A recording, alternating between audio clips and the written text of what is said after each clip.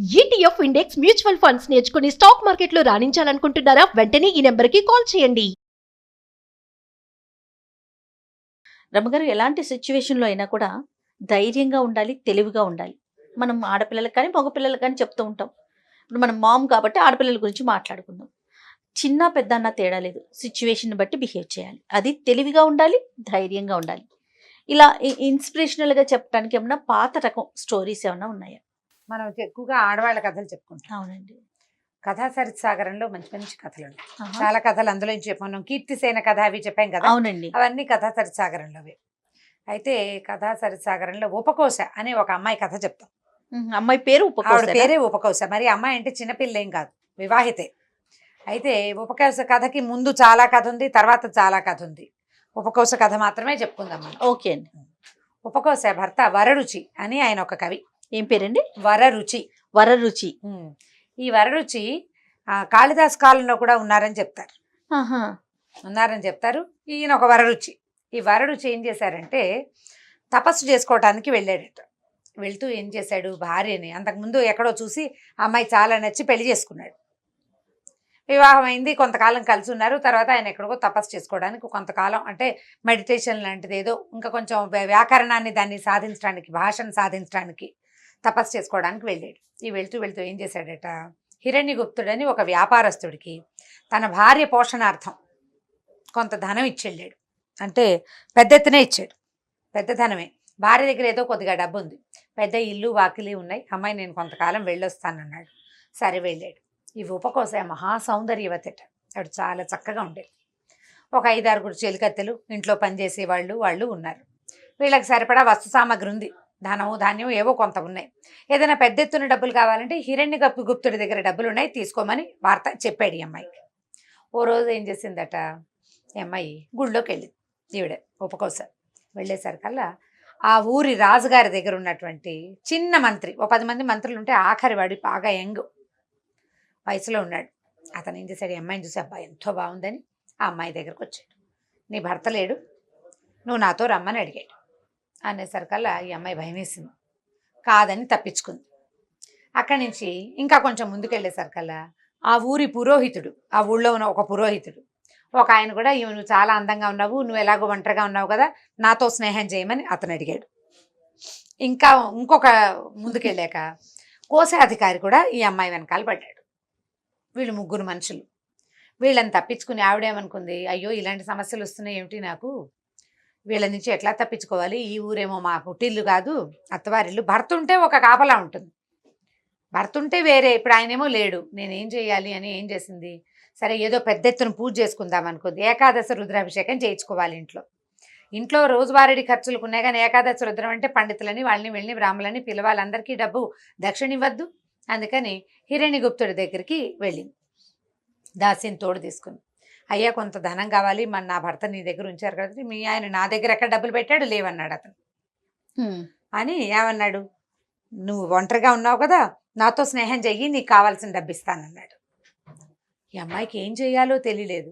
ఇదేమిటి ఇంత పుల్లుల బోనుగా ఉంది ఈ ఊరు, దారే పోతుంటే మంత్రి వెంటపడతాడు, పురోహితుడు వెంటపడతాడు, కోశాధికారి వెంటపడతాడు, భర్త తాలూకు స్నేహితుడైన హిరణ్యగుప్తుడు కూడా వెంటపడుతున్నాడు. వీళ్ళ నలుగురు నుంచి ఎట్లా తప్పించుకోవాలి? కళ్ళ నీళ్ళు పెట్టుకుంటూ ఇంటికి వచ్చేసింది. వస్తూ ఉంటే ఏమైందట, మధ్యదారిలో ఓ చోట ఒక బ్రాహ్మణ ఇంట్లో చిన్న తడికల దగ్గర ఓ పళ్ళెం ఇట్లా పైకి పెట్టారట. పళ్ళెం కింద దీపం ఉంది. పళ్ళెం కింద దీపం పెట్టి దాని మీద పళ్ళెం, ఇత్తడి పళ్ళెం బోర్లిస్తే కాటిక బారుతుందని చేస్తారు. అది చీకటి గదిలో పెట్టుకుంటారు. అసలుగా మామూలుగా కాటికి చేసే విధానం. ఆ కాటిక బారుతున్న పళ్ళాన్ని చూసేసరికల్లా ఆ అమ్మాయికి ఒక ఐడియా వచ్చింది. ఏం చేసింది, ఏమే మన దగ్గర డబ్బులు ఉన్నాయి కదా, అక్కడ 2 వీసలు 2 లీటర్ల సేర్ల ఆముదం కొనుక్కురా, కాటుకు కూడా కొనుక్కురా బజార్ నుంచి అని చెలికత్తెని పంపించింది. సరే ఏం చేసింది, ఇంటికి వెళ్ళాక 4 ఉత్తరాలు రాసి ఒక చెలికత్తి చేతికిచ్చి నలుగురు దగ్గరికి పంపించింది, ఇవ్వమని. మా ఎవరికి కనపడకుండా మొదటి జాములో రమ్మని ఒకడికి, రెండో జాములో రమ్మని రెండో వాడికి, మూడవ జాములో రమ్మని మూడో వాడికి, 4వ జాములో రమ్మని 4వ వాడికి, నలుగురికి కబురు చేసింది. సరే ఏమైంది, అప్పుడు ఊళ్ళల్లో కరెంట్ అది ఉండేది కాదు. చీకటి పడ్డాక దీంట్లో ఏమిటంటే మెయిన్ రోడ్ల మీద రాచబీధుల్లో కాగడాలు అవి వెలిగించేవాళ్ళు. మధ్య మధ్యలో కొన్ని చోట్ల సైనికులు కాపలాగా ఉండి కొంతమంది ఉండి అక్కడ 5-6 కాగడాలు ఉండి కనువిలుకు కనపడేది, కానీ మంచి వెలుతురు కాదనమాట. ఎవరైనా వెళ్ళాలంటే ఏలాంతరో కాగడావో చేత్తో పుచ్చుకొని వెళ్ళేవారు. ఇళ్లల్లో చీకటే, అందరూ పెందరాళ్లే భోజనాలు చేసుకుని పడుకునేవాళ్ళు. రాత్రిళ్ళు రోడ్ల మీద తిరిగితే వాళ్ళు దొంగలే కావాలి. అయితే రమ్మన్న తర్వాత ఏం చేసింది, కాటుక తెప్పించుకుంది. ఆముదం వాళ్ళ ఇంట్లో కూడా కొంత ఆముదం ఉంది. ఈ ఆముదాన్ని కాటుకని కలిపి ఒక పెద్ద గంగాళంలో పోసి కలిపి పెట్టుకున్నారు. ఆముదము కాటుక కలిసేసరికల్లా ఆముదము కాటుక ఆముదంగా తయారవుతుంది, నల్లగా ఉంటుందన్నమాట. అక్కడి నుంచి గోను సంచులు 2-3 గోను సంచులు చూపి చిన్న చిన్న ముక్కలు చేసి అందులో పడేశారు ఆ గంగాళంలో. బాగా 2 వీసలేమో 10 సేర్లు తెప్పించి ఉంటుంది. 2 సేర్లు కాదు, 10 సేర్లు బాగా ఒక గంగాళానికి అవ్వాలి కదా, కలిపి పెట్టుకున్నారు ఈ కాటుకని ఆముదాన్ని. అక్కడి నుంచి అన్ని గదుల్లోనూ చిన్న చిన్న దీపాలు వెలిగించారు. తొలిజాము అవ్వంగానే మొదటివాడు ఒక ఆయన వచ్చాడు. ఇవి వచ్చింది ఎవరు, కుమార సచివుడు అంటే ఆఖరి మంత్రి, చిన్న మంత్రి అనమాట. ఆయన మంచి యంగ్స్టర్, చక్కగా బాగున్నాడు. ఈవిడేమంది, శుభ్రంగా స్నానం చేయండి, మీరు బయట నుంచి వచ్చారు కదా, తర్వాత మన ఇద్దరం కలిసి కూర్చొని డిన్నర్ చేస్తూ కబుర్లు చెప్పుకుందామంది. స్నానం చేయాలంటే ఇప్పట్లాగా ఏదో బాత్రూంలోకి వెళ్ళి చెంబు నీళ్ళు పోసుకోవడం కాదు, చక్కగా తలంటుకోవాలి. ఈ తలంటుకోవటానికి వీళ్ళింట్లో దాసీలు ఉన్నారు కదా, తీసుకెళ్లారు. అక్కడి నుంచి ఆయన్ని తీసుకెళ్లిన గదిలో ఒక చిన్న దీపమే ఉంది. ఓ చోట చక్కగా దుస్తులు అవి విప్పించి ఓ చిన్న గోచిపాత మాత్రం, అంటే కౌపీన ధారిగా, మరి నూనె రాసుకోవాలంటే బట్టలు ఉంచుకుని రాసుకోరు కదా, చిన్న గోచి పెట్టుకుని కూర్చుంటారు. ఆయన గట్టు మీద కూర్చుంటే ఈ దాసీలందరూ మంచి బ్రహ్మాండంగా మసాజ్ చేస్తున్నారు ఆయనకి. గోన్ సంచి ముక్కలు తుంచి పడేశారు కదా, అది కాటుక నూనెలో ముంచి చేస్తే మామూలుగా స్క్రబ్ అవుతుంది బాడీ. ఆయనకి నిద్ర వచ్చేంత బ్రహ్మాండంగా మసాజ్ చేశారు. మసాజ్ నెపంతో నెత్తి మీద కాలిగోరతో సహా పైనుంచి కింద దాకా ఈ కాటుక ఆముదాన్ని ఫుల్గా పట్టించారు, కళ్ళు తప్ప మొత్తం పట్టించారు. బాగా రుద్ది ఈనక రుద్దేశారనమాట. ఇంతలో ఏమైంది, తలుపు కొట్టారు ఎవరో. పురోహితుడి గొంతు వినపడింది. అక్కడి నుంచి సేల్కత్రన, అయ్య బాబోయ్ పురోహితుడు వచ్చాడండి, ఆయనేమో మా అయ్యగారికి ఫ్రెండు, మిమ్మల్ని కానీ ఇక్కడ చూశాడు, అమ్మగారి కొంప మునిగిపోతుంది, ఉండండి హాల్లో ఒక చోట దాక్కుందరు కానని చెప్పారు. ఈ లోపల ఈవిడేం చేసి వీళ్ళు మసాజ్ చేస్తుండగా ఆవిడ ఇంకో 2-3 సాయంతో ఒక పెద్ద భోషాన్ని పెట్టని తెచ్చి ఆ బెడ్రూమ్లో పెట్టించింది. ఈయన ఇందులో నుంచి లేపుకెళ్ళి వరుసగా గోను పట్టాలు పరిచారు, పట్టాల మీద నడిపించుకుంటూ తీసుకెళ్ళి ఆ భోషాణంలో కూర్చోబెట్టారు. కాసేపు పురోహితుడు వెళ్ళేదాకా ఇందులో కూర్చుంటారు. పురోహితుడు రాగానే పురోహితుడు కూడా తలంటి పోస్తాను రమ్మన్నారు. ఆయన కూర్చున్నాడు. ఆయన అసలు ముందే కొంచెం బాగా తినేసి వచ్చాడు. ఆయన కళ్ళు కూడా మూతలు పడిపోతున్నాయి. మసాజ్ బ్రహ్మాండంగా జరిగిపోతుంటే ఎవరైనా మసాజ్ చేసరికల్లా నిద్ర వస్తుంది కదా. అక్కడి నుంచి మర్దన కార్యక్రమం అయింది. కొంత సమయం గడిచేసరికల్లా ఆ మర్దన ఏమిటి, ఊరికే 5 నిమిషాల్లో అయిపోదు. మామూలుగా తలంటి అంటే టకటగా పోసు రావడం కాదు కదా, మసాజ్ చేయొద్దు ఇదంతా. ఈ లోపల 3వ ఆయన వచ్చేసాడు, కోశాధికారి. రాగానే అయ్య బాబోయ్ ఇంకేముంది, ఎవరు వచ్చారు, అమ్మగారు చుట్టాలో అయ్యగారు చుట్టాలో తెలియదండి, అయ్యవారు మీరు దాక్కోండి అని చెప్పేసి మళ్ళీ గోను పట్టాల మీదుగా నడిపించుకుంటూ తీసుకుపోయి, అంటే ఇల్లంతా కాటికి అంటకుండా ఆయన తీసుకెళ్లి భోషాణంలో కూర్చోబెట్టారు. మళ్ళీ ఆయన్ని కూడా సరే, మళ్ళీ 3వ వాడు వచ్చాడు. 3వ కథ కూడా ఇలాగే మళ్ళీ భోషాణం దారి పట్టింది. పెద్ద భోషాణం పెట్టారు. ఈ భోషాణంలో చీకటి గుయ్యారంలో ఉన్న వాళ్ళకి ఓ పక్కన గదులన్నీ చీకటి, చిన్న చిన్న దీపాలు, కన్ను పొడుచుకున్నా ఏమీ కనపడదు. అదేమో పెద్ద పెట్టే. ఈ ఒళ్ళంతా జిగురు, ఇదంతా వదిలించుకోలేకపోయారు.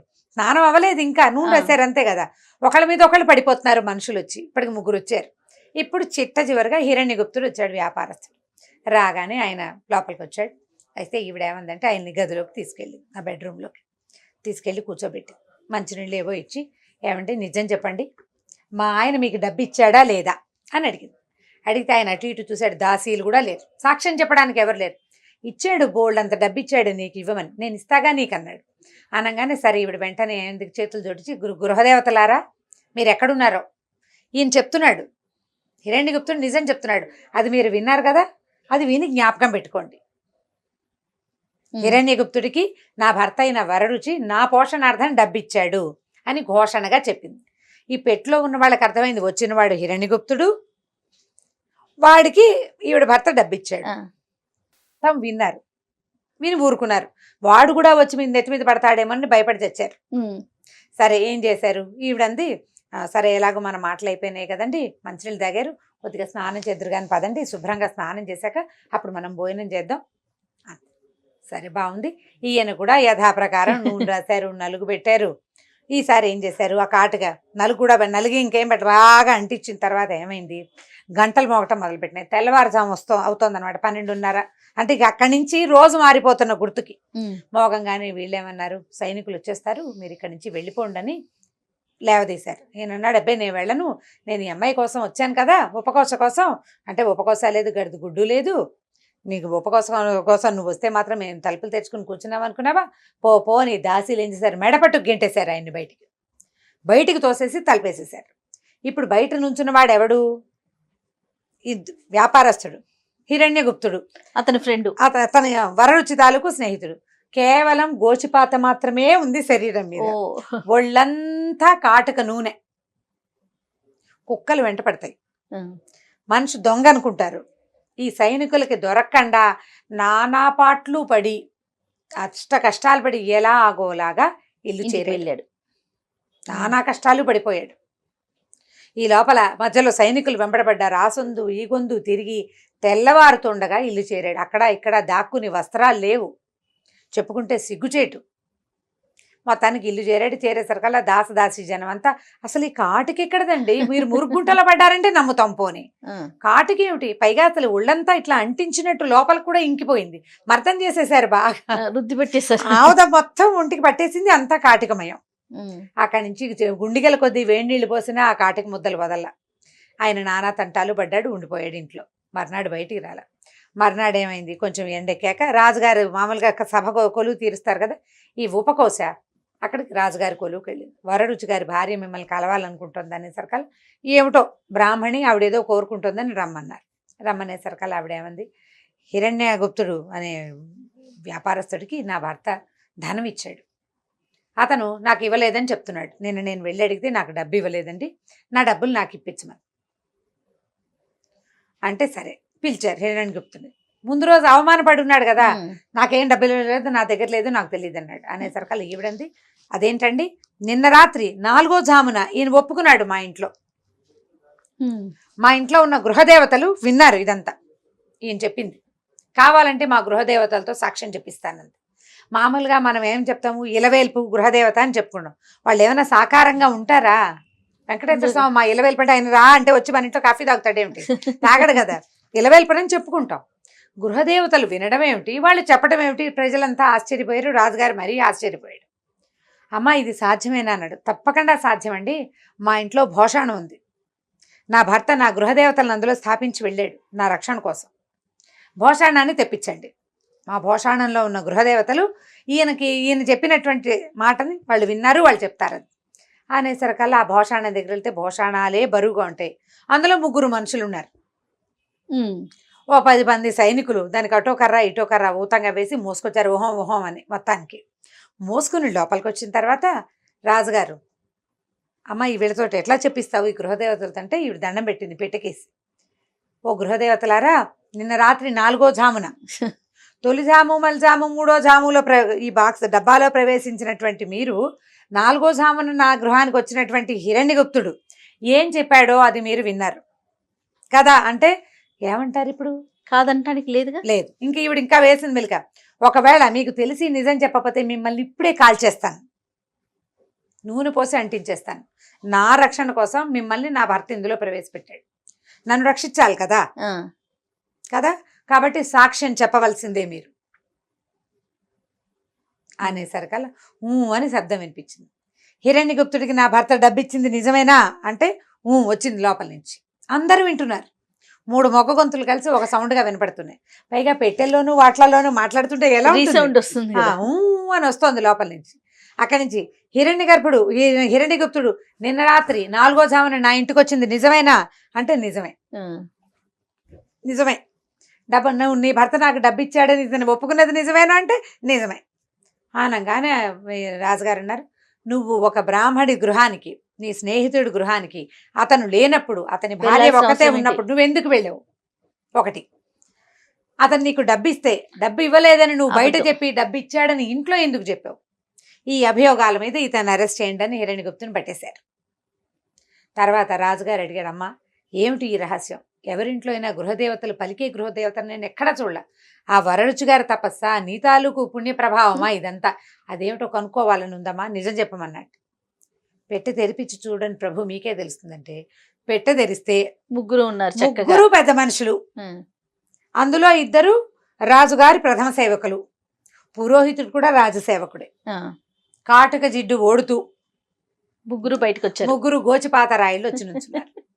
నుంచునేసరికల్లా రాజుగారు వీళ్ళ ముగ్గురిని ఊరి నుంచి బహిష్కరించండి, వీళ్ళ దగ్గర ఉన్న మొత్తం డబ్బు ప్రభుత్వ పరం చేయండి, ఒంటరిగా ఉన్న స్త్రీల మీద ఈ రకమైన అత్యాచారపు ప్రయత్నాలు, ఈ అమానుషమైన ప్రయత్నాలు చేయొచ్చా? వరడుచి మీతో పాటు ఇక్కడ పనిచేసిన వాడు, అతని భార్యను సోదరతుల్లిగా చూడాలి, సోదరిత్వం లేకపోతే పీడపోయి మీ దారిని మీరు ఉండాలి, ఆమె దారిని ఆమెను బతకనివ్వాలి. అది కాకుండా ఇలాంటి వాటికి పూనుకుంటే మీకు ఇదే చేస్తని అక్కడి నగరంలో నుంచి బయటికి పంపించేశారు. మొత్తం 4, ఓకే. ఒకటి జైల్లోకి వెళ్ళాడు, 3 బయటికి పోయారు. ఉమ్, అక్కడి నుంచి ఈ ఉపకోసం తన తాలూకు చెల్లెలుగా భావించి ఆమె తాలూకు పూర్తి రక్షణ భారాన్ని వరరుచి తిరిగి వచ్చేదాకా ప్రభువే తీసుకున్నారట. ఓకే. కథ కంచికి మనం ఇంటికి. చాలా బాగుంది రమ్మగారు. ఇప్పుడు అమ్మాయి ధైర్యంగా ఉంది. ప్రతిసారి ఇదే సిచ్యువేషన్ వస్తుందా, ఇలాగే వస్తుందా, ఇలాంటి అవకాశమే ఉంటుందంటే ఉండకపోవచ్చు. ఇది ఒక కథ అంతే. ఇది ఒక కథ మొదటిది. రెండోది ఏంటంటే ఏ సిచ్యువేషన్ వచ్చినా మనకి ధైర్యం ఉంటే మనం ఎదుర్కోగలుగుతాం. భయపడి జావగారిపోతే జావగానే ఉంటాం, దొరికిపోతాం. మనం ధైర్యం తెచ్చుకోవడానికి ప్రయత్నం చేయాలి, తెలివిగా ఉండాలి. అదే. రైట్ రమ్మగారు, ఇంకో స్టోరీతో కలుద్దాం తప్పకుండా.